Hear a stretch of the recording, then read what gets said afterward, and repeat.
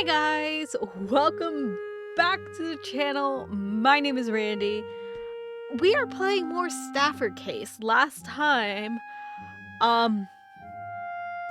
we faked a British accent, only to then expose the fact that we came from New Mexico, and we are, going to be working in, this investigation department that focuses on basically supernatural detective cases. There we go. Yeah. Note is not going to have a British accent anymore. If you watched the first episode and you were like, oh, this is going to be great listening to this horrendous British accent. No. I'm going to let him... I'm giving him a normal accent. I thought he was British. This is what happens when you play blind. Let's get into the test. Is this a testimony? Miss Geller gave a statement? The name of the witness is Julia Geller, and the document seems to be explaining the circumstances of the witness finding the body. At first glance, it looks like an ordinary witness statement, but this part... this column, it says heartbeat. What's that mean? Oh, pretty sharp, huh? About the abnormal heartbeat column. It gives me a place to check when I detect a change in a witness's heart rate. The witness's heart rate? Much of the evidence collected by the Manna Affairs Division is acquired using the skills of the investigators. And this is a special witness statement using my own special skill. My skill is precision vibration detection. When any potential suspect makes a statement, I use my skill to keep track of their pulse. Using skills to collect evidence and fill out documents. Then, what's it mean when you record that the witness had an abnormal heartbeat? When I detect an abnormal heartbeat, it's for one of three reasons. The witness is either in an agitated state, they're talking about something emotional like murder or death, or the witness is lying. I see. So you're like a lie detector. No. I'm way more accurate than those hunks of junk. You shouldn't say such things. Then adds a bit of standing rivalry with lie detectors. Do not. That aside, there's one odd part of this witness statement. Find and point out the section that leads us to suspect her. That's the first part of your test. Okay, let me give it a try. They're choosing to show me this document. There must be some sort of falsehood recorded inside her statement. If I pay attention to the times when her heartbeat is abnormal, I should be able to find a lie in her statement. However, lying isn't the only reason for the fluctuation in her heart rate, so I gotta be careful. False part of her statement and the abnormal heartbeat to prove it. If there's some sort of contradictory information there, I'll be able to link those two things. I'm already seeing it. Which this is a really good case to be like, let's get into it. So, let's pull this. This is the one that sounds the most suspect to me. Okay. So, what we need to do is find the suspect's lie, which I think is this. Every time.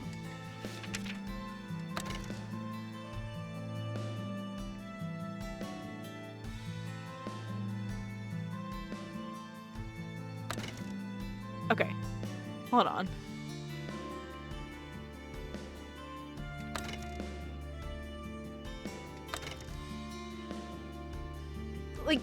Here's my thing is, it doesn't make sense for her to have an abnormal heartbeat being like, I came in at 9. This is okay, this is talking about death and murder and that kind of makes sense. So I'm thinking it's the second one. Which feels like maybe it's a lie. Okay, good. I was like, please don't let this be wrong. This part is a statement. It's a bald-faced lie. Oh, that was a quick answer. Shall we have a look? Why exactly do you think this part is the lie? Pathetic. No, it's not like that. We don't know if he just got lucky. We can't pass him until we get a convincing explanation of why. True, if I have to explain my reasoning behind a thought. This witness statement contains 2 instances of abnormal heartbeats. The second where she visits the crime scene to bring coffee, and the fourth part where she denies committing the murder. If the fourth part of denying the murder were to lie, this would be an open and shut case. However, since she used the emotion-laced word kill in the fourth part, there's a high likelihood that her heart rate would spike anyway. In other words, it's hard to figure out the true reason behind the abnormal heartbeat there. You detected an abnormal heartbeat, but that doesn't necessarily prove that this is part of the statement that was a lie. You catch on quickly. However, unlike the fourth part of the statement, she doesn't use any sort of emotion-provoking words, and there's no part of it that's worth getting worked up over. Yet, you detected an abnormality in her heart rate, meaning this part of the statement is a lie. In other words, Julia Geller did not visit the crime scene to bring coffee to the victim. That's quite suspicious. That's right. You found our answer.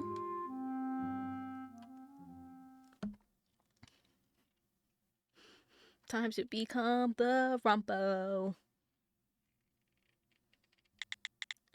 I also have my suspicions about Geller's statement and continue questioning the suspect. Here are the results of my interrogation. Another statement. Just from one look at the document, I can see your witness got very worked up. That's right. When a witness is excited or agitated, I detect strange heartbeats whether the statement is true or not. So we're unable to tell whether the testimony is true or not with this document alone. At times like these, we've got to bring in some other evidence.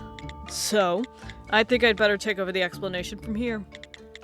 Don't go getting smug just because you beat me. Out of the 3 of us, I'm the runt to the litter. I'm not. How was I smug? Plus, that wasn't exactly something to win or lose over. You already called yourself the runt of the litter, so why not accept it? Pathetic.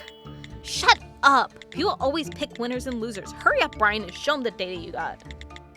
Alright, I guess I will. I do hate to judge others, but that was a problem I simply couldn't overlook. I do hope you understand. Here you go, Case. Your second test. This must be a photo of the crime scene. The person slumped on the desk must be the victim of the case we're investigating. Also, we're currently saying Julia Geller's our prime suspect, right? In the picture of the victim, was the cause of death this blow to the head. What's all this green ink, though? Those are pieces of trace evidence left behind at the scene of the crime. Fingerprints, footprints, scratches, and more. We've got all sorts of forensic clues. My skill is to accutate various clues so that others can easily see what they are. God, it's so fascinating because, like, the thing is like, when I think of something like Bungo or My Hero, like, the quirks and the abilities aren't necessarily things that are, like, incredibly useful as opposed to, like, stereotypical, like, superhero stuff. But, like, these, like, abilities are very, like, particular, and it kind of just... This is stuff that would kind of show in, like, a traditional, like, detective game without any reason. You would just have this. You'd have this ability to see this and be able to ascertain it. But in this, like, these, like, abilities and, like, their powers are kind of being used as, like, it's not necessarily a hint system, but it's definitely something where it's, like, here's how we're looking. It's really interesting to provide a more, I guess, accessible way of playing, like, a murder mystery sort of thing, detective crime thing, which is just really interesting. Using my skill, I can make records of the clues I find on the photos of the crime scene like this. We call them trace photos. A skill to find clues, besides just staffers, it might be possible for anyone This might be possible for anyone to do, given enough time, yet perhaps it's not just about finding evidence either. The time to trace evidence was left is written here too. Nice catch. My skills makes clues appears to shift in color and brightness depending on how much time has passed.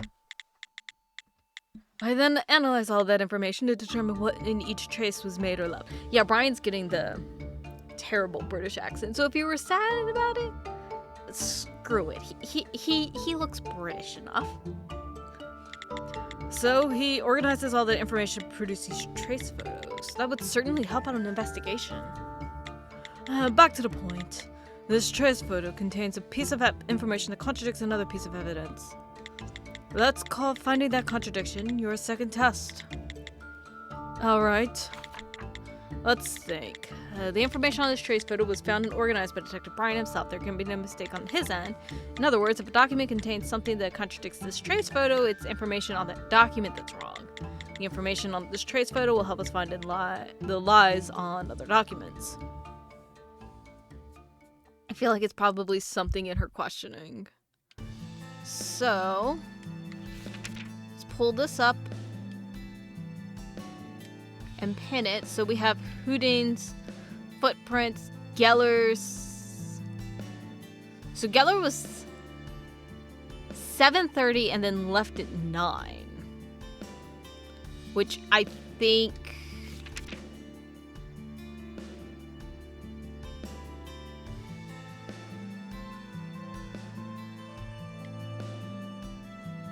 Okay. That clue.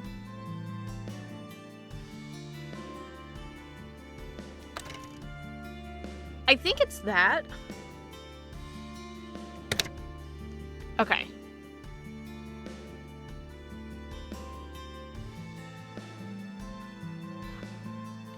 Because here's the thing is, we have 2 different showings of when she came in. I don't feel solid on this. Okay. Oh.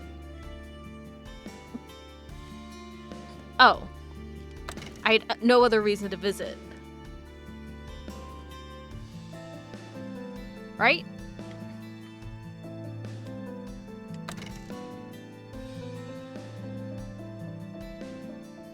Hold on. I wonder... I don't think this is it. Because my thing is I need this information. He always takes his coffee at 9. She takes it to him. Okay, let's try this.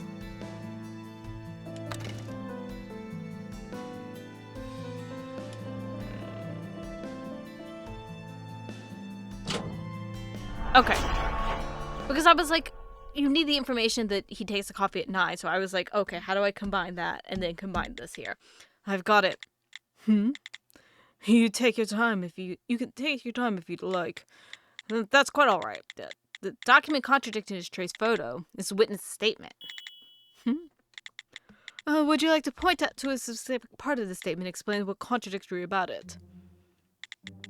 In the additional witness statement Thana got, there's this one part that stands out. It says, I had no other reason to visit the scene that day. Given Miss Geller's agitated state, it's impossible to judge the validity of that statement based on the abnormal heartbeat alone. However, by looking at this trace photo, we can now see that this part of her statement was false. This trace photo clearly shows the footprints Miss Julia Geller left behind. One part is, as Miss Geller said, we could see where the footprints left at 9 o'clock. If the statement that she had no other business with the deceased that day were true, those would be the only footprints she left at the crime scene that day. But that's simply not the case. There were another set of footprints left behind at 7:30. One set of footprints at 7:30 and one set at 9 o'clock. Miss Geller visited the scene of the crime twice that day. So her statement that she only visited a single time is clearly a lie. However, what's really fascinating is the fact that there is a square-shaped impression at 8:30. Why? I'm assuming that the kill took place somewhere around 7, like about 10 minutes after Geller left. But then there's something went back at 8:30. There's your contradiction between the 2 documents. What do you think? Am I wrong? No, that is indeed the answer. It wasn't the most difficult of problems, but you delved so far into this in such a short time. Also, this is a really cool way of like getting everyone's like abilities and having like this test, and it's like, this is our information that we have. This is how our abilities are used. How can this be solved? As you said, Julia Geller did visit the crime scene at 7:30. We questioned her about it, but she wouldn't say a word. The victim entered the room at 6 o'clock. Since the victim left no footprints leaving the room, we can safely say he was still in the room at 7:30. We don't know exactly what happened inside the room at the time, but it was certainly nothing to write home about. So that's why you all suspect Miss Geller to be the culprit. Well, there's that, but also Julia Geller is the only person who could have committed this crime in the first place. Huh? Yeah, we don't have anything about how he died. Here, take another look at the photo. There are no other footprints that approached the victim besides Julia Geller's, right? Yeah, that's clearly the case. Though, I do remember a set of footprints labeled Houdin. Houdin. That's the name of the victim. He's the sad sap slumped over his desk in the picture. It's obvious we have the victim's footprints to the scene of the crime, right? Yeah, that's right. So let's think this through. Judging from the footprints we have on record, only 2 people entered the scene of the crime that day. The victim, Jean-Henri Houdin, and our suspect, Julia Geller. As you can see from the picture, a bunch of water was spilled at the scene of the crime. Geller stepped in a pool of water before approaching the victim. But why would she risk getting her shoes wet to get behind the victim? Obviously because she's got to get close to whack him on the head. Thana, if you keep going, we'll have nothing for the 3rd test.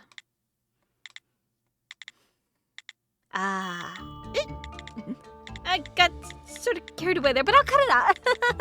Sorry, everyone. I just couldn't rein in these fantastic reasoning skills of mine. So, what's all that mean for my test?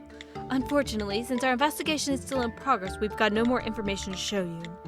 So, until our investigation continues, we have no choice but to stop the test. What? Sarge, if I may change the subject for a moment. This case, I don't think it calls for further investigation. But what about the impression, like an hour after? That's just weird. What do you mean? At the current juncture, we can say with near certainty that Julia Geller is our culprit. Rather than pressing forward with further investigation, let's hand this off to the police and turn our focus on other cases. Oh, I definitely agree with you on that. We're practically drowning in cases we haven't even touched yet. Well, I can't agree with you all on that. It's quite natural to point the finger at Julia Geller as your prime suspect, but I think Detective Thana has overlooked a piece of information during her explanation of her 3rd reason for suspecting Miss Geller.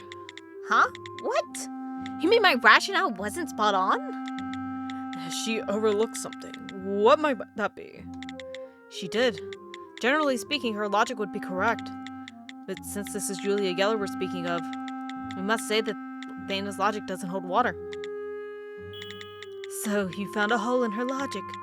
But would you mind explaining what that might be? This tape recorder has everything we've just said a moment ago recorded on it. Print out the part that stands out to you. Do you print it out? Point out which part of the transcript seems odd. So I just press this print button. I select part of the printed transcript that stands out and use it in connection with another piece of evidence. If I'm going to defend the argument, I'll say support, but if I oppose it, I'll pick oppose and connect it to a piece of evidence that supports my opposition. I think it's the fact that she whacked him on the head. Here's the thing. This is what I'm thinking. She has a range of 2 meters. She has 2-meter length. Max object is 20 kilograms. She would be able to do it from here. She wouldn't need to get behind him. So let's pull up the recording.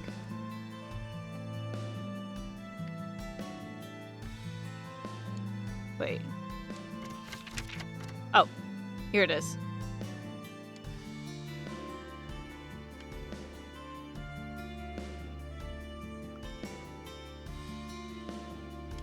Support that. But oppose Thana. Oh.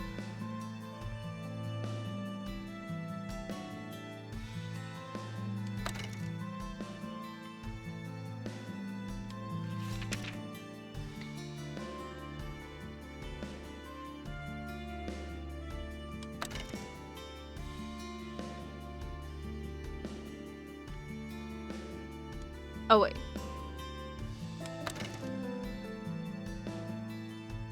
She wouldn't need to get close to whack him on the head with her ability. Yeah.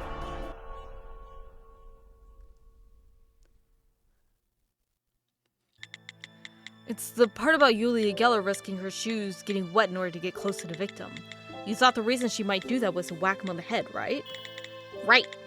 If there's a puddle on the floor, you'd normally just take the long way around it, no? But her getting so close to the victim is something we can't really explain without assigning the action some sort of specific reason.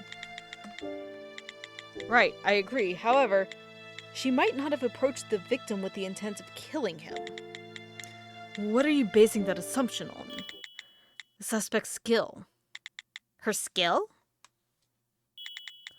Indiscernible object manipulation? It's a rather peculiar name, but you said it's basically just telekinesis, right? She's able to use it up to 2 meters away. For a person with the ability to wield such a skill, would she even have to approach the victim to hit him in the head? As you all said, such circumstantial evidence regarding the suspect approaching the victim would only add more suspicion to the accused, under normal circumstances. However, that's not the case with Yulia Geller. Our suspect wouldn't need to get close to the victim. Wouldn't need to get that close. You're right. With her power of telekinesis, she wouldn't have to approach her victim to hit 1,000 times. I don't think she'd need to hit him that many times. This music is so loud, but it's so good. She'd have no reason to approach the victim, yet she approached him anyway. Assuming Miss Geller is the culprit, rather than did not see. As things stand, we cannot conclude that Miss Geller is our culprit. Still, there's no way we can say for sure that our culprit used any skills. Maybe they forewent skills in order of an ordinary blow. Yet, we can't say for certain that no skills were used either. Plus, you say the floor was wet, right? With wet shoes, you'd have no idea what sort of footprint you'd be leaving behind. In fact, Yulia Geller's footprints being left at the scene of the crime led both Detective Thana and Detective Bryant to suspect Miss Geller. Would a person looking to commit a crime take that risk? Especially if she had the means of killing her victim without getting close to him. It would be more odd for her not to use her skill. I'm really Logical.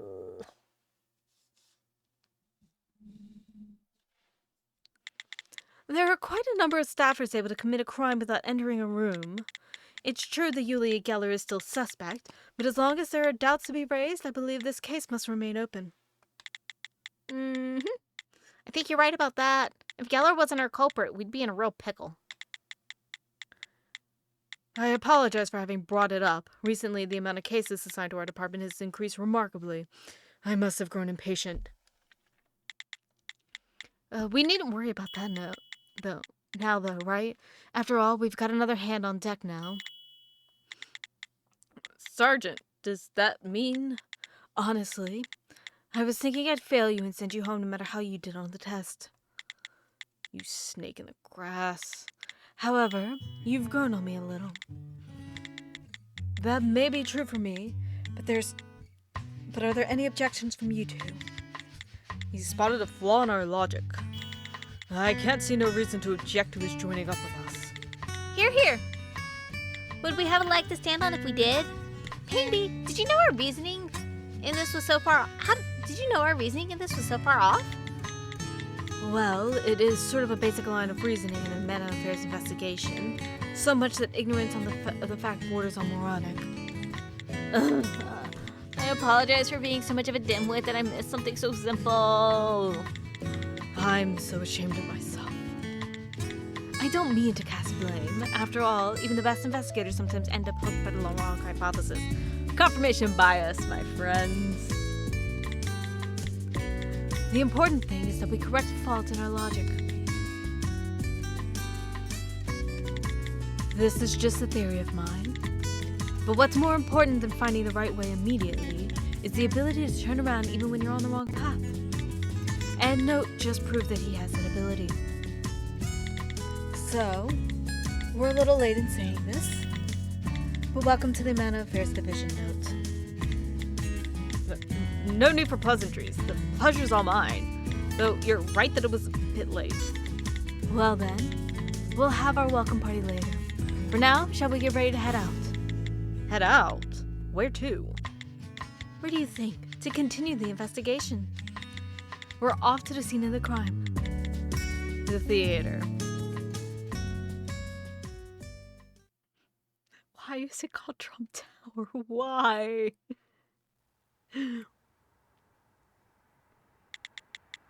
Your car is quite cramped. Well, this is annoying. There's a mountain of paperwork in here, so I've only got this tiny space crammed up against the window. We're on the move a lot, so I tend to keep all of our case files in the car. But then one day, I realized there were more files in the car than in the filing cabinets, so I just moved what was left in the cabinets to the car. The place you're sitting now was originally used to store all of the files on thefts and robberies. I'm pretty sure seats were originally created for people to sit on. Throw out any stereotypes you may be holding on to. In investigations where manna is involved, you've got to think outside the box. It's a lovely turn of phrase, but it doesn't do much to convince me on this issue. More importantly, we haven't filled you in on the details of the case you're investigating yet, have we?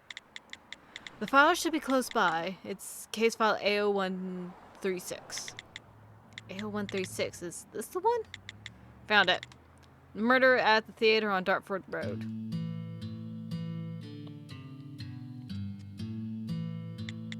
The body was found inside the theater in the office of the victim at 9 p.m. on the night of October the 29th. The first to discover the body was Julia Geller, an employee. The victim's name was Jean-Henri Houdin. He was ringleader of the circus located at Tower and the owner of the small theater within said building. The cause of death was due to a blow to the back of the head. The force of a single blow was enough to shatter his skull. Besides the victim, there were only 3 other people able to gain entrance into his office at the scene of the crime. The police named all 3 people as suspects before beginning their investigation. All the employees are staffers and have been using their skills during their circus performances. Thanks to that, it didn't take long to figure out what those skills might be. There's the clown, Julia Geller, with her skill of telekinesis. Then comes the magician, Frederick Vernon, gifted with the skill of flames. Finally, we have the acrobat Oz Aston with the skill of ice. I want to blame Vernon immediately because he looks like a hipster version of Enji Todoroki, and I have nothing else to base it on. As the first to discover the body, Julia Geller became the prime suspect, but it's difficult to pin the crime on her because a murder weapon was never found. Oh no, but the water, it's probably ice. No suspect was found leaving the scene of the crime, yet they weren't able to find anything resembling a murder weapon within the theater. On inspecting the body of the deceased, there's no question that the murder weapon was large and heavy. It would normally be impossible to hide such a weapon. Then it was made clear that one of the staffers used the skill to carry out the murder. That's when the police classified this as a phenomena, and the case was handed over to Mana Affairs Division. Disappearing murder weapon. Finding that may be the key to solving this case. If you're done reading up on everything, get ready to go. We're almost there. Is it Aston with ice? Which is why the water is there? Is that what this is? I want to blame Fireboy, because he looks like Endeavor, and I hate Endeavor. Seems like Thana and Brian beat us here, seeing as their car is already parked. I ordered them to secure the suspects and prepare them for questioning. Note, you come with me to the scene of the crime. I need you to help me until those 2 get done with their job. Alright. It begins. My first investigation with the Mana Affairs Division. A phenomena. Seemingly impossible incident involving the supernatural. Yet, There exist clear rules that these supernatural powers and events must follow. Everything is documented. I can't forget that.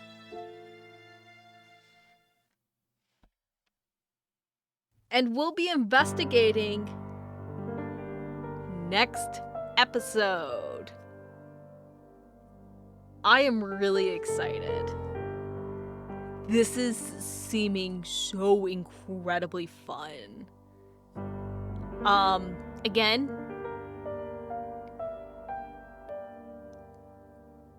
if y'all want more, let me know. But we will just be taking on the first 2 cases before moving on to something else. Hope you guys enjoyed, and I'll see y'all next time. Bye.